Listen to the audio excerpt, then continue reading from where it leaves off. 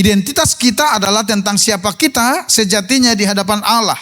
Dan bagaimana tentang relasi kita dengan Dia. Itu identitas kita. Identitas manusia yang sejati adalah makhluk atau pribadi yang diciptakan Tuhan, yang serupa dan segambar dengan Dia. Itulah identitas kita sejatinya di dalam Tuhan. Seperti dikatakan di dalam Kejadian pasal 1 ayat 26 sampai 28. Nilai dan martabat manusia tidak dilihat dari hasil prestasi atau pekerjaannya, atau apa yang telah dia capai, atau apa yang dia miliki, tapi dari martabatnya sebagai makhluk ciptaan Allah. Jadi identitas kita itu, nilai kita di dalam Tuhan, itu tidak ditentukan oleh karena apa yang kita miliki, apa yang kita capai secara pribadi. Prestasi atau sederetan pencapaian, itu tidak menentukan identitas kita di hadapan Tuhan. Itu tidak menentukan jati diri kita di hadapan Tuhan. Tetapi jati diri kita, value kita, nilai kita ditentukan dari martabat kita sebagai orang yang percaya kepada Tuhan.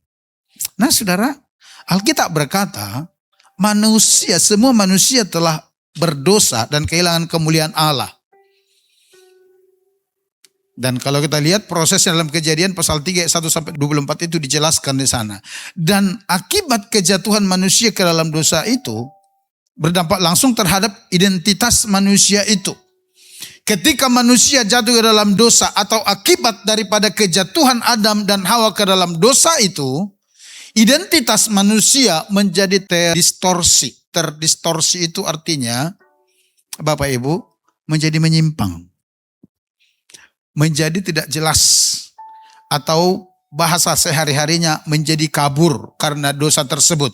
Yang membuat manusia mencari pengganti jati dirinya itu dengan cara mengejar kekuasaan. Itu sebabnya saudara gak perlu heran kalau saudara lihat di mana-mana orang menghalalkan segala cara untuk memperoleh kekuasaan.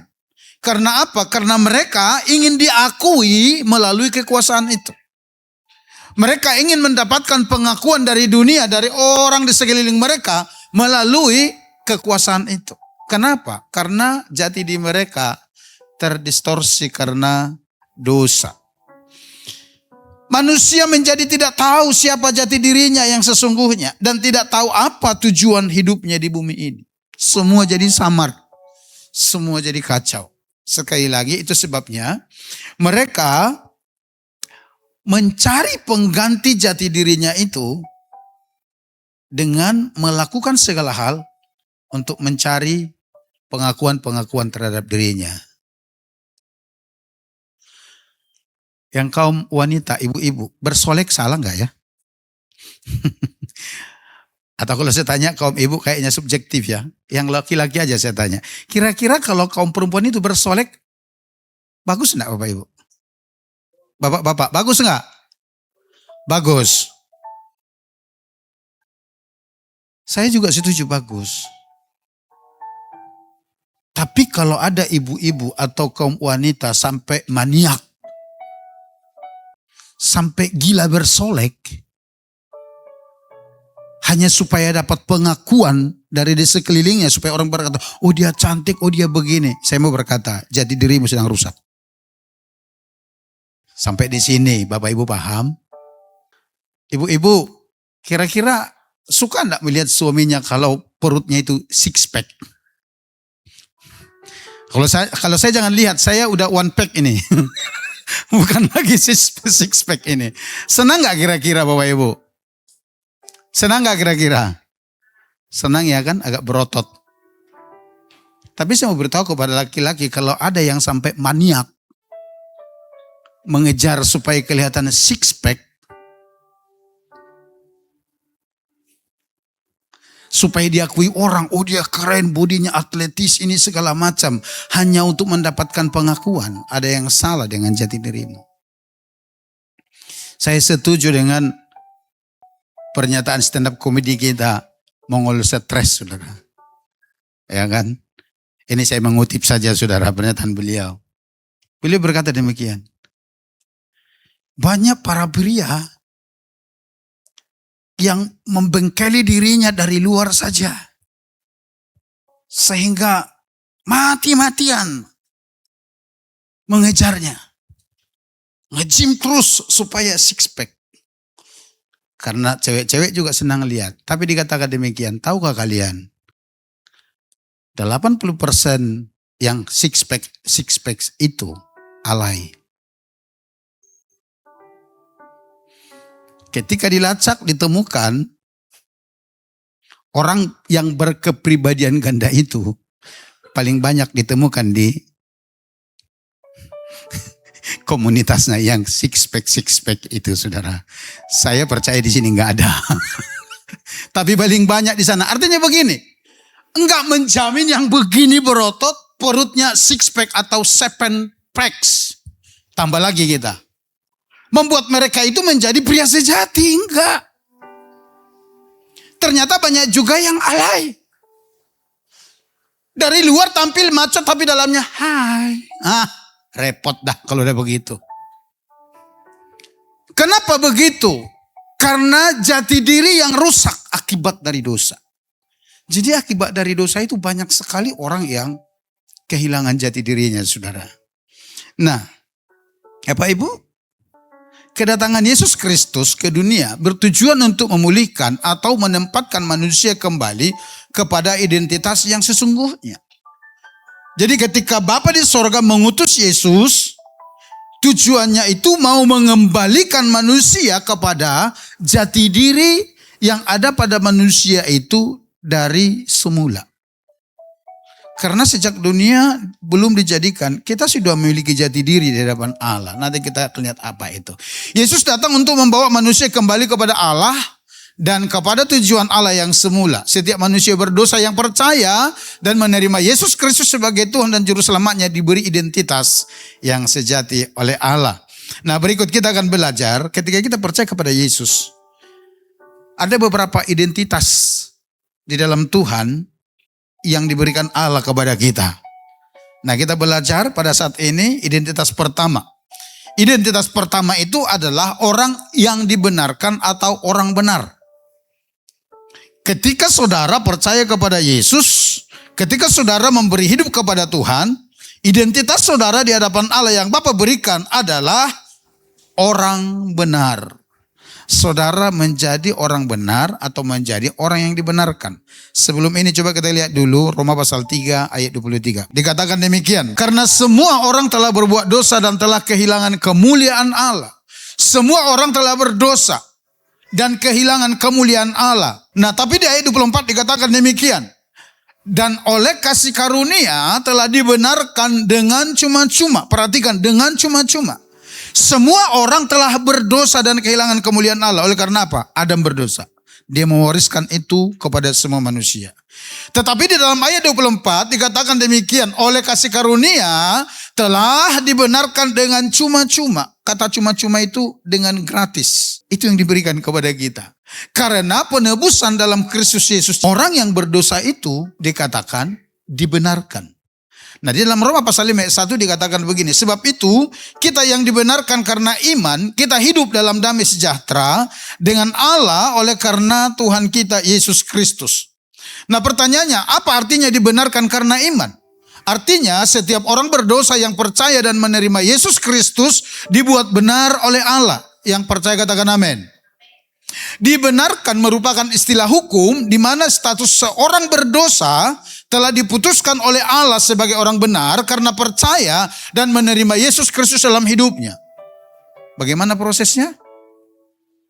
Adalah ketika mereka mendengar berita Injil Yesus Kristus, kemudian percaya dan bertobat, dan kemudian mereka dibenarkan. Jadi Bapak perhatikan. Alkitab berkata semua manusia telah berdosa dan kehilangan kemuliaan Allah. Tapi ketika mereka percaya kepada Yesus, lalu bertobat, menerima Yesus Kristus sebagai Tuhan dan Juru Selamat dalam kehidupan mereka, dan mereka memberikan diri kepada Yesus, Alkitab berkata, Allah membenarkan orang itu dengan cuma-cuma. Artinya, kita menjadi orang benar Tapi bukan karena perbuatan kita. Karena apa? Karena kita dibenarkan. Amin. Amin. Itu status kita di dalam Tuhan. Tidak peduli dosa kita itu seperti apa. Tidak peduli latar belakang kehidupan kita seperti apa. Tidak peduli pelanggaran kita seperti apa. Tapi ketika kita mendengar Injil, bertobat dan percaya kepada Yesus, memberikan hidup kepadanya, dan membuka hati untuk Yesus masuk dalam hidup kita. Kita dibenarkan sehingga kita menjadi orang benar di mata Tuhan. Yang mengerti katakan amin. Oleh karenanya saya mau katakan, siapapun saudara di tempat ini, ketika hidupmu dalam Tuhan, engkau adalah orang benar. Coba lihat kiri kanannya dulu. Katakan, engkau orang benar. Balas ke tetangganya, katakan demikian. Saya tahu engkau juga. Siapapun kita menjadi orang benar di hadapan Allah. Kenapa? Karena kasihnya kepada kita. Amin Bapak Ibu. Kondisi manusia berdosa adalah kehilangan kemuliaan Allah. Itu dalam Roma pasal 3 ayat 23 tadi dikatakan, menjadi anak dari si jahat dan melakukan pelanggaran dan kejahatan. Kenapa? Karena tabiat dosa ada dalam dirinya. Sudah pernah sampaikan ya? Sebagai bukti bahwa semua manusia telah berdosa dan kehilangan kemuliaan Allah. Untuk jahat orang gak perlu diajari. Betul gak Bapak Ibu?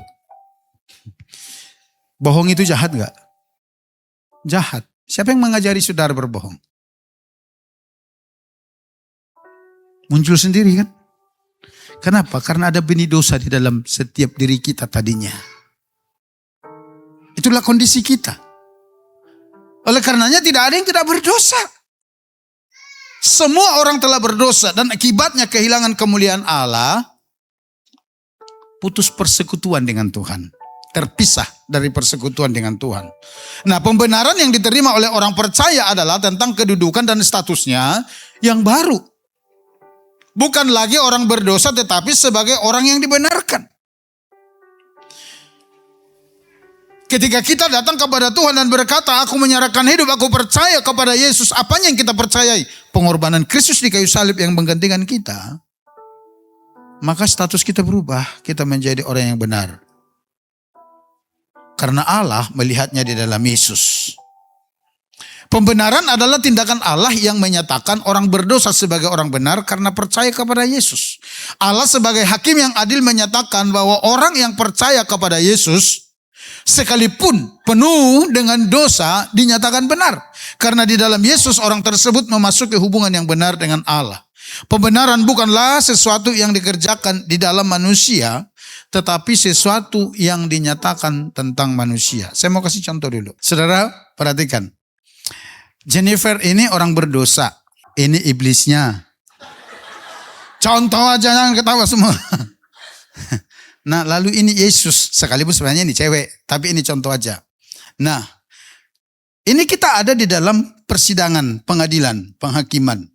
Saya sebagai bapak adalah hakim yang adil. Alkitab berkata tidak memandang bulu. Ketika ada dosa dinyatakan dosa, ketika benar dinyatakan benar. Dosa harus dihukum, tapi benar dapat upah. Kan begitu kata Alkitab. Nah, waktu saya mau menghakimi ini, orang berdosa ini mulai mendakwa. Ini seperti apa kelakuannya ini? Ini orang berdosa. Ini bukalah catatannya, kitab-kitabnya semua. Oh, itu Jennifer. Tanggal sekian, bulan sekian, dia ngabang. Waktu ngabang dia macam-macam di sana dan itu. Tanggal sekian, bulan sekian, pas waktu ulangan dia nyontek. Tanggal sekian, bulan sekian, waktu ada gawai di sana, dia ikut minum mabuk. Contohnya ini. Semua dosa-dosa Jennifer dibongkar sama ini. Dibuka, didakwa terus sehingga dia berkata, ini enggak layak dibenarkan. Nah, datanglah ini, pembela ini. Dia katakan begini, betul. Kehidupan Jennifer seperti itu. Tapi Jennifer itu menjadi orang benar.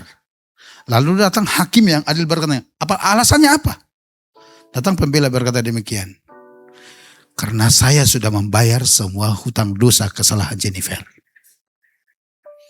Ketika saya mati di kayu salib, dan dia percaya akan apa yang saya lakukan di kayu salib, dia terhisap kepadaku, dan semua dosa pelanggarannya itu saya sudah bayar lunas, cash di kayu salib.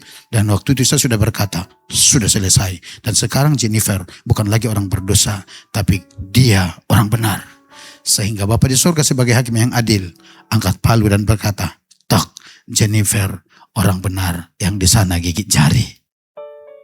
Dalam Yesaya pasal 53 itu yang dikatakan bahwa dosa kita lah yang ditimpakan kepada Yesus.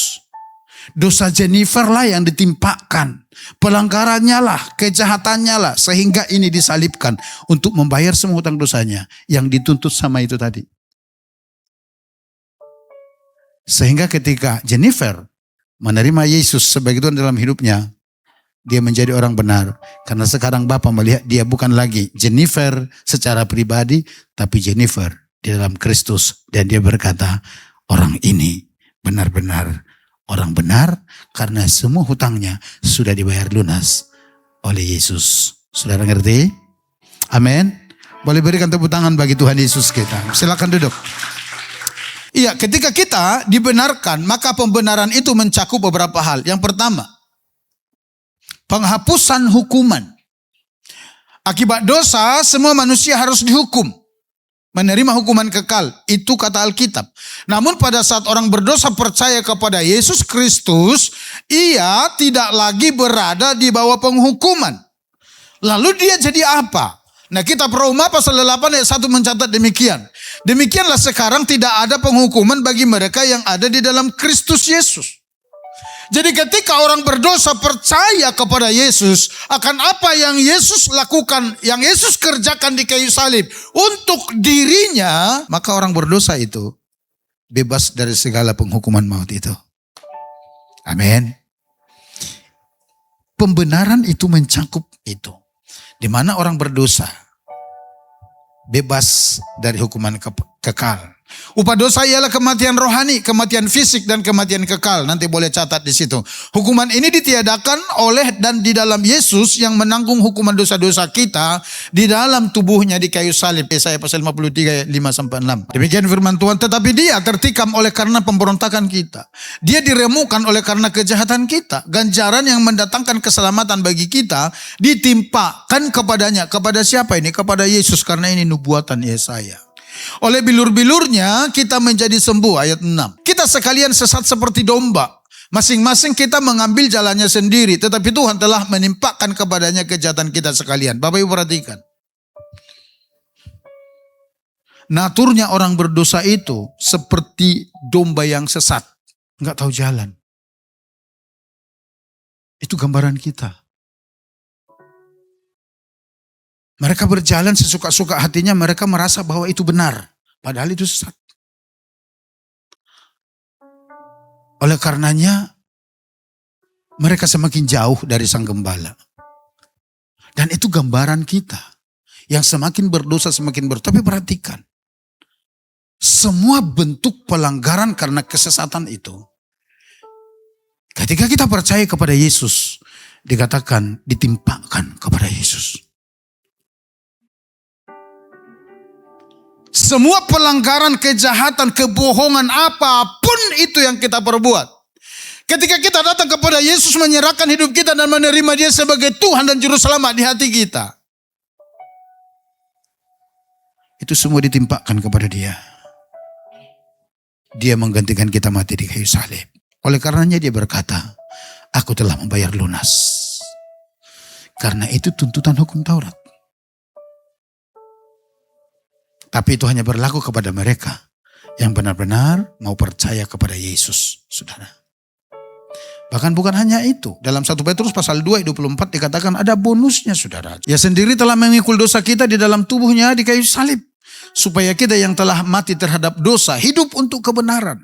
Oleh bilur-bilurnya kamu telah sembuh. Dikatakan supaya kita yang telah mati terhadap dosa hidup untuk kebenaran. Artinya ketika kita ada di dalam Kristus, Tuhan mau hidup kita hidup untuk kebenaran. Dan oleh bilur-bilurnya kamu disembuhkan. Sembuh dari apa? Sembuh jiwani dan juga jasmani, secara fisik. Sembuh secara roh, tapi secara sakit penyakit juga saudara disembuhkan. Itulah yang diberikan Allah kepada kita ketika kita menjadi orang benar. Bapak Ibu, karena Yesus telah menanggung segala hukuman dosa manusia, maka kini Allah telah menghapus hukuman itu dari setiap orang yang percaya kepada Yesus. Inilah yang disebut pengampunan dosa. Jadi di dalam pembenaran itu ada pengampunan dosa. Itu sebabnya kita menjadi benar. Amin saudara. Jadi saya mau katakan kepada Bapak Ibu pada saat ini, status kita, jati diri kita itu orang benar. Masih pernah melakukan dosa? Masih. Tapi sekarang lihat, orang benar yang melakukan dosa. Statusnya bukan lagi orang berdosa, tapi orang benar yang melakukan dosa. Bisa membedakan itu? Sebelum di dalam Kristus kan kita itu statusnya pendosa. Betul ya? Tapi setelah kita di dalam Tuhan, status kita berubah menjadi orang benar. Tapi dalam perjalanan rohani kita masih melakukan dosa. Status tetap orang benar, tapi orang benar yang melakukan dosa. Bisa ngerti enggak? Bisa paham enggak? Artinya itu bukan jati dirimu lagi. Nanti kalau kita memahami, kalau kita sadar ini saudara akan jati diri kita ini. Saudara enggak perlu dikontrol, saudara enggak perlu diperintah, saudara enggak perlu diintai, enggak perlu dijaga, enggak perlu dilacak. Saudara akan benar-benar saudara tidak mau melakukan dosa. Kenapa? Karena saudara sadar, saya ini orang benar. Saya ini telah dibenarkan. Sebagai orang benar, seharusnya tidak melakukan itu. Amin. Kalau saudara memahami itu, benar-benar saudara akan merdeka. Oleh karenanya saudaraku, saya mau mengingatkan kita, ayo. Coba kita saling mengingatkan jati diri kita itu. Kalau ketemu, salaman katakan salam orang benar. Akan saudara curiga lihat saya. Saudara mana lebih suka dikatakan salam orang munafik, salam orang jahat, shalom penghuni neraka, daripada dikatakan shalom orang benar. Saudara lebih senang mendengar yang mana? Shalom orang benar. Jadi mulai sekarang kalau ketemu bersapaan katakan shalom orang benar. Karena Allah melihat saya, Allah melihat kita di dalam Yesus sebagai orang benar. Bukan karena kebenaran kita, tapi karena Yesus telah membayar lunas semua dosa kesalahan pelanggaran kita. Dan di dalam Yesus kita menjadi orang benar. Amin. Sering-sering katakan itu ya. Sering-sering ingatkan. Kalau saudara sering-sering ingatkan dirimu, sering ingatkan temanmu, saya jamin itu akan mendorong kita untuk tidak melakukan dosa. Karena kita sadar bahwa kita adalah orang benar.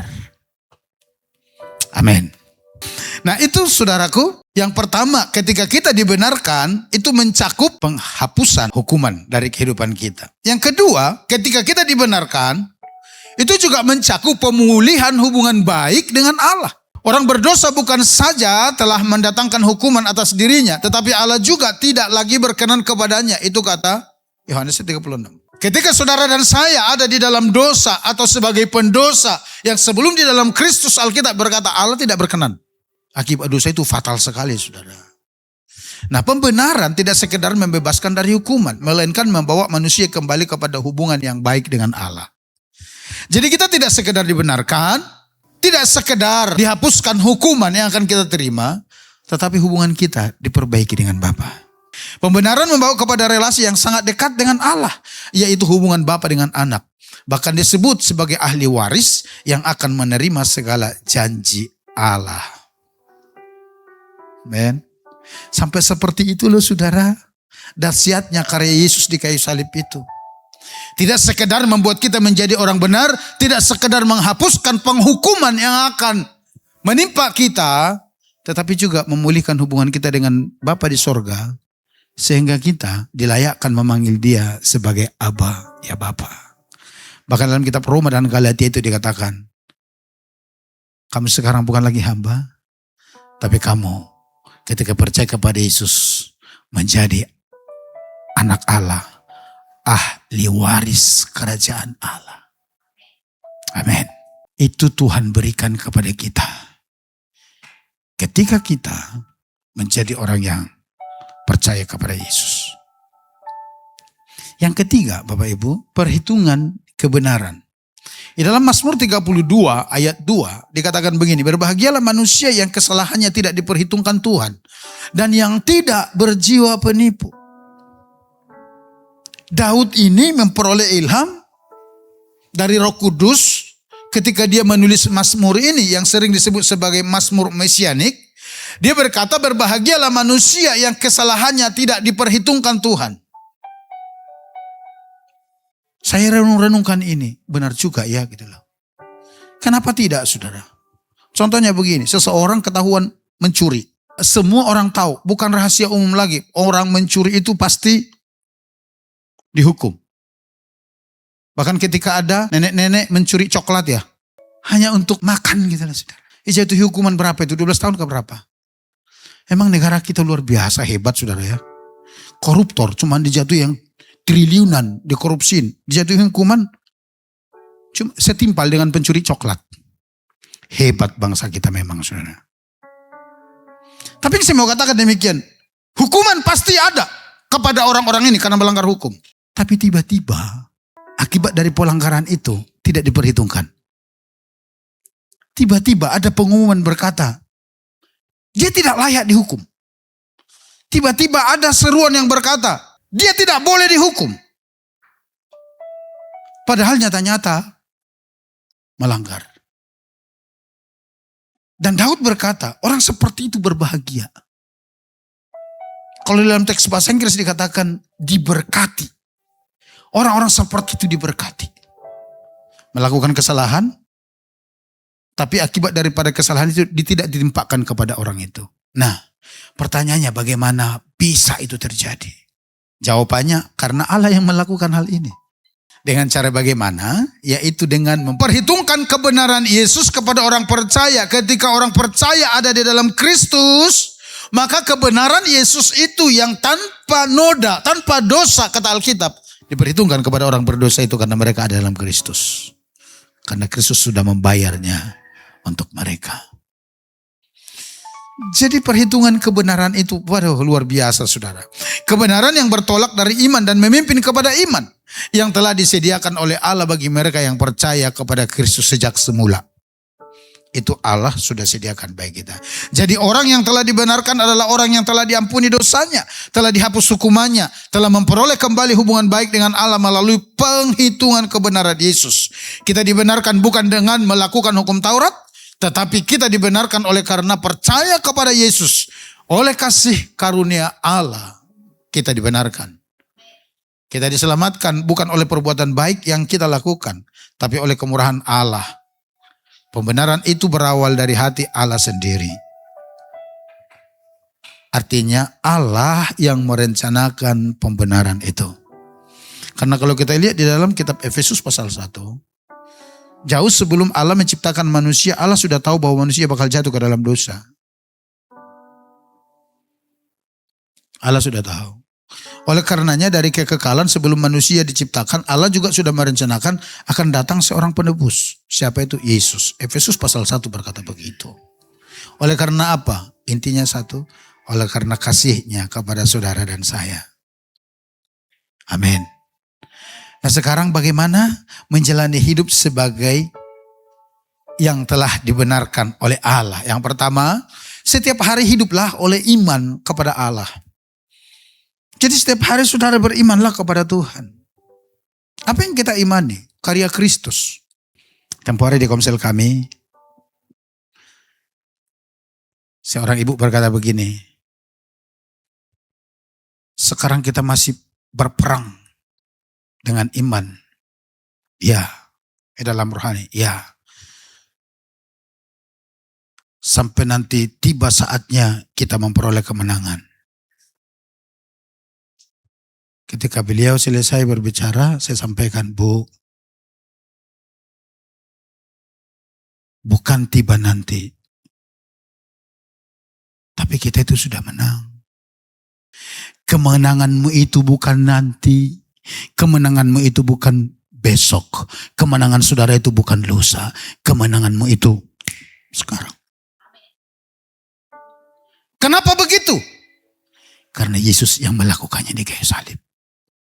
Saya mau tanya kepada saudara, Tuhan Yesus yang saudara percaya sebagai juru selamatmu itu sudah menang belum atas maut, atas setan, atas hantu belawa apapun itu? Sudah menang belum? Sudah. Ada banyak sekali bukti di dalam Alkitab. Coba kita lihat dulu. Yang pertama. Di dalam Roma pasal 8 ayat 37. Tetapi dalam semuanya itu kita lebih daripada orang-orang yang menang oleh Dia yang telah mengasihi kita. Di dalam Yesus kita itu menjadi pemenang, bahkan lebih daripada pemenang. Kenapa? Karena Yesus yang telah menang atas musuh-musuh kita. Coba buka Kolose pasal 2. Mulai ayat yang ke-10 deh sampai 15. Dan kamu telah dipenuhi dalam Dia. Dialah kepala semua pemerintah dan penguasa. Siapa maksudnya? Yesus. Dialah kepala semua pemerintah dan penguasa. Penguasa manapun itu ada di bawah otoritas Yesus. Ayat 11. Dalam Dia kamu telah disunat, bukan dengan sunat yang dilakukan oleh manusia, tetapi dengan sunat Kristus yang terdiri dari penanggalan akan tubuh yang berdosa. 12. Karena dengan Dia kamu dikuburkan dalam baptisan, dan di dalam Dia kamu turut dibangkitkan juga oleh kepercayaanmu kepada kerja kuasa Allah yang telah membangkitkan Dia dari antara orang mati. 13. Kamu juga meskipun dahulu mati oleh pelanggaranmu dan oleh karena tidak disunat secara lahiriah, telah dihidupkan Allah bersama-sama dengan Dia sesudah Ia mengampuni segala pelanggaran kita. Ayat 14. Dengan menghapuskan surat hutang yang oleh ketentuan-ketentuan hukum mendakwa dan mengancam kita. Itu yang tadi. Yang dikatakan menghapuskan surat hutang. Secara manusia sebagai orang berdosa, Jennifer itu berhutang. Kenapa? Karena dosa kesalahan yang dilakukannya. Tapi dikatakan yang oleh ketentuan-ketentuan hukum mendakwa dan mengancam kita. Dan itu ditiadakannya. Siapa yang meniadakan surat hutang itu? Yesus. Di kayu salib. Dengan memakukannya pada kayu salib. Ayat 15. Ia telah melucuti pemerintah-pemerintah dan penguasa-penguasa dan menjadikan mereka tontonan umum dalam kemenangannya atas mereka. Siapa yang menang di sini? Yesus. Yesus itu sudah menang. Amin. Buka lagi Ibrani pasal 2 ayat 8. Segala sesuatu telah engkau taklukkan di bawah kakinya. Penulis Ibrani berkata kepada Bapa di sorga dalam tulisan ini. Ini berbicara Allah Bapa di sorga. Segala sesuatu telah Bapa taklukkan di bawah kakinya. Kaki siapa ini? Kaki Yesus. Sebab dalam menaklukkan segala sesuatu kepadanya tidak ada suatu pun yang Ia kecualikan. Yang tidak takluk kepadanya. Kepada siapa? Kepada Yesus. Jadi setan, roh jahat, iblis semua sudah ditaklukkan oleh Yesus. Ketika Yesus pada hari yang ketiga bangkit dari kematian, saat itu ada kemenangan besar bagi Yesus dan bagi orang percaya kepadanya. Itu yang dikatakan tadi, setiap hari kita harus hidup oleh iman. Saudara harus percayai apa yang Yesus telah kerjakan, telah lakukan di kayu salib dan telah sediakan untuk saudara dan saya. Amin. Tapi Pak, masih ada kejahatan. Tapi Pak, masih ada kerusuhan. Tapi Pak, dengar, saya tunjukin lagi ayatnya. Buka Efesus pasal 6, mulai ayat 10 sampai ayat 16. Dikatakan demikian. Akhirnya, hendaklah kamu kuat di dalam Tuhan, di dalam kekuatan kuasanya. Ayat 11. Kenakanlah seluruh perlengkapan senjata Allah supaya kamu dapat bertahan melawan kuasa iblis. Melawan kekuatan iblis, seperti itu. Halo? Seperti itu? Melawan apa? Tipu muslihat. Iblis sudah kalah tapi dia belum mati. Iblis sudah kalah tapi belum dimasukkan ke neraka karena belum tiba waktunya. Iblis yang sudah kalah belum mati itu masih punya pemikiran. Dia masih punya strategi, dia masih punya keinginan. Sehingga dia akan pakai segala cara untuk mengalihkan perhatian saudara. Kalau saudara kerja di kantor, dia akan pakai orang-orang tidak percaya Tuhan di sana untuk mengacaukan pikiranmu. Untuk membuat keributan di sana supaya saudara yakin, wah ternyata masih ada kekuatannya. Dia akan buat kecelakaan di jalan. Supaya saudara percaya, oh serangan balik. Gitu. Padahal dia sudah kalah. Dia hanya melakukan penipuan-penipuan kepada kita. Kita baca terus ya, biar saudara lihat. Ayat 12. Dikatakan, kenakan seluruh perlengkapan senjata Allah. Supaya kamu dapat bertahan melawan tipu muslihat. Kenapa? Karena sesungguhnya melawan tipu muslihat, itu jauh lebih sulit daripada berperang langsung. Karena kalau berbicara penipu, di depan kita dia bisa baik-baik, tapi nanti dia akan nusuk dari belakang. Itu penipu. Kita anggap teman, padahal musuh. Nah oleh karenanya firman Tuhan berkata, kenakan seluruh perlengkapan senjata Allah. Ayat 12. Karena perjuangan kita bukanlah melawan darah dan daging, tetapi melawan pemerintah-pemerintah, melawan penguasa-penguasa, melawan penghulu-penghulu dunia yang gelap ini. Melawan roh-roh jahat di udara. Musuhmu bukan tetanggamu. Musuhmu adalah roh di udara yang bisa menggerakkan siapa saja yang tidak taat kepada Tuhan sebagai alat untuk menentang saudara. Sampai di sini, saudara bisa nangkap? Dia bisa pakai siapa aja yang membuka hati untuknya. Ayat 13. Sebab itu ambillah seluruh perlengkapan senjata Allah supaya kamu dapat mengadakan perlawanan pada hari yang jahat itu. Dan tetap berdiri sesudah kamu menyelesaikan segala sesuatu. 14. Jadi berdirilah tegap, berikat pegangkan kebenaran dan berbaju jirakan keadilan. 15. Kakimu berkasutkan kerelaan untuk memberitakan Injil damai sejahtera. 16. Dalam segala keadaan pergunakanlah perisai iman.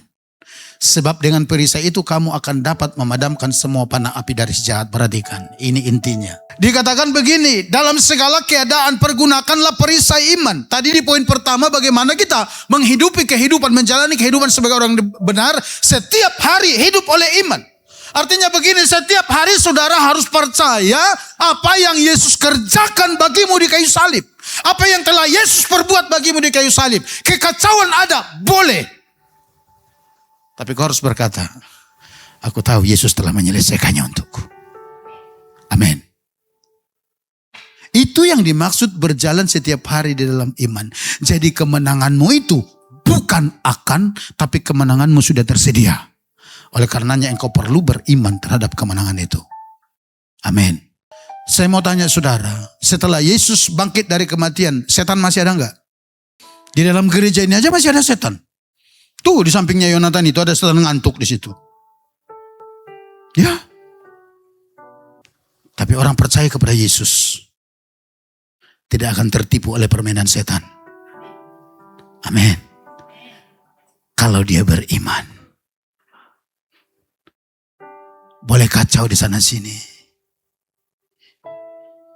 Ingat yang saya ceritakan minggu lalu ketika kami 2 pelepasan minggu lalu dengan Pak Keru itu. Akar bahar itu. Yang dari laut. Akarnya saudara, akar kayu bentuknya gelang, menggulung. Ketika dibakar, menggeliat kayak ular. Saya main-mainin, Pak Guru bilang, hati-hati Pak. Ya. Tapi saya santai aja. Kadang kepalanya begini kayak ular, ekornya sampai akhirnya tegak lurus itu. Dari gulungan kayu dan tidak hangus. Lalu Pak Guru ambil batu, pukul, ceder, putus. Anak di rumah manifest muntah-muntah. Kenapa saya berani? Dan setelah itu enggak ada saya kenapa-kenapa itu. Kenapa? Karena saya beriman bahwa kemenangan telah Yesus berikan untuk saya. Itu yang dikatakan setiap hari berjalan di dalam iman. Sekali lagi saya mengingatkan saudara, kemenanganmu bukan besok, kemenanganmu sudah tersedia. engkau perlu percaya itu. Amin. Berkatmu bukan besok, berkatmu sudah tersedia. Kesembuhanmu bukan besok, kesembuhanmu sudah disediakan Yesus di kayu salib. Amin. Itu yang dikatakan beriman setiap hari. Tapi Pak, ya itu urusan saudara kalau begitu. Saya nggak mau berdebat dengan saudara. Saya menyampaikan firman Tuhan. Tapi Pak, saya mau katakan engkau sedang ditipu iblis. Karena dia menipu. Yang kedua, hiduplah dengan cara yang benar dan berbuah. Jadi mulai praktekkan gaya hidup yang benar.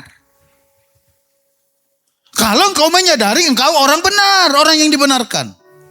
Efesus pasal 5 ayat 4 berkata begini. Demikian juga perkataan yang kotor, yang kosong atau yang sembrono. Karena hal-hal itu tidak pantas, tetapi sebaliknya ucapkanlah syukur. Judulnya ini manusia baru.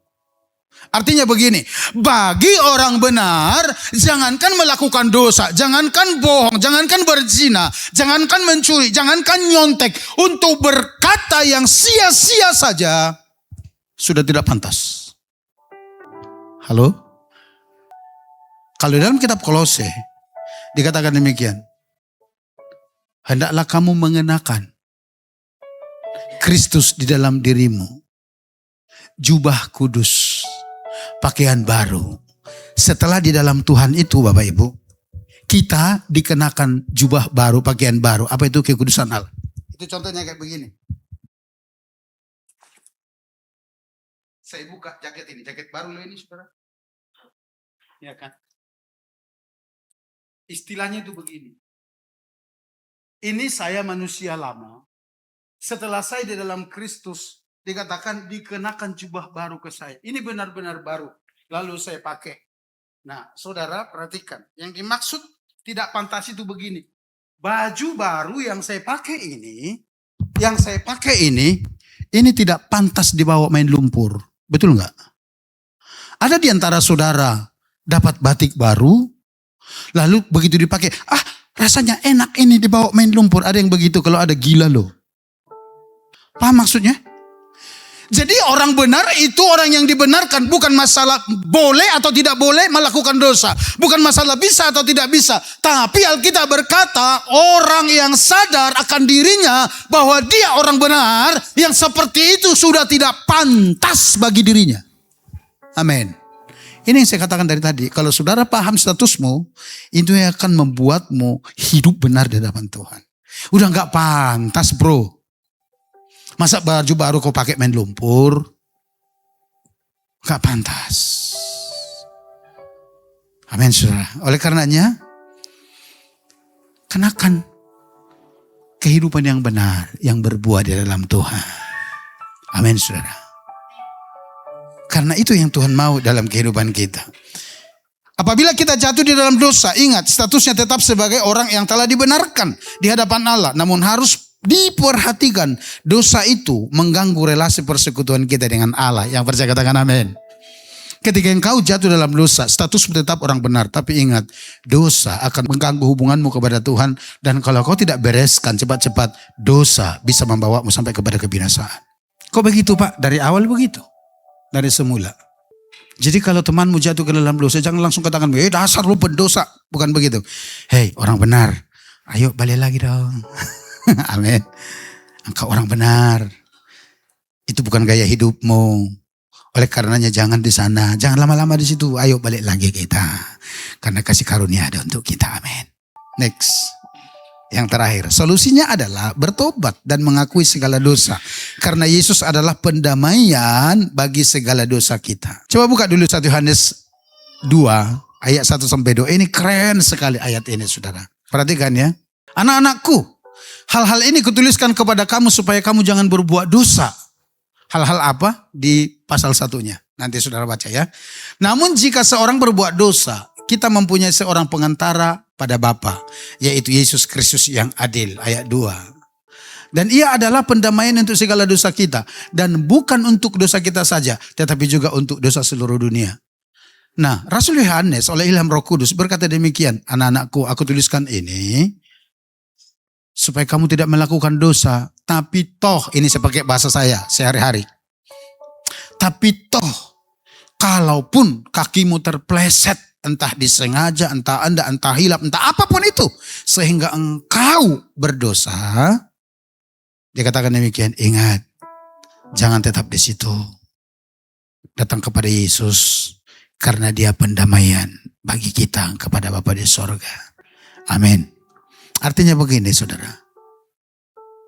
Saya tidak tahu saudara persisnya, tapi mungkin oleh karena satu dan lain hal, kita melakukan kesalahan sehingga kita berdosa. Firman Tuhan berkata, jangan bertahan di situ. Balik kepada Tuhan. Karena ada Yesus sebagai pendamaian bagi kita kepada Bapa. Bukan hanya untuk kita saja, tapi untuk dosa seluruh dunia. 1 Yohanes 1 ayat 9 berkata begini. Jika kita mengaku dosa kita, maka ia adalah setia dan adil. Sehingga ia akan mengampuni segala dosa kita dan menyucikan kita dari segala kejahatan. Kemungkinan orang benar itu jatuh ke dalam dosa mungkin ada. Tetapi ingat, kembali kepada Tuhan. Karena ketika kita kembali dan mengaku dosa kita, dia setia dan adil mengampuni kita. Dan yang paling terakhir, hiduplah saudara di dalam sebuah komunitas orang percaya. Kalau saudara ikut di Komsel Celebration kemarin, saudara pasti tahu. Karena di sana saya sampaikan, manfaat dari Komsel itu salah satunya. Untuk kita saling menopang, saling bergandengan tangan, saling mengingatkan, saling mendoakan, saling tolong menolong, saling membangun di sana. Itu Tuhan sediakan untuk kita supaya kita bisa bertumbuh di dalamnya. Amin. Itu sebab saya mau katakan, sebagai orang benar, hidup di komunitas orang percaya dan berbuahlah kebenaran. Tinggalkan semua manusia lemah kita. Yang mau dan percaya katakan amin.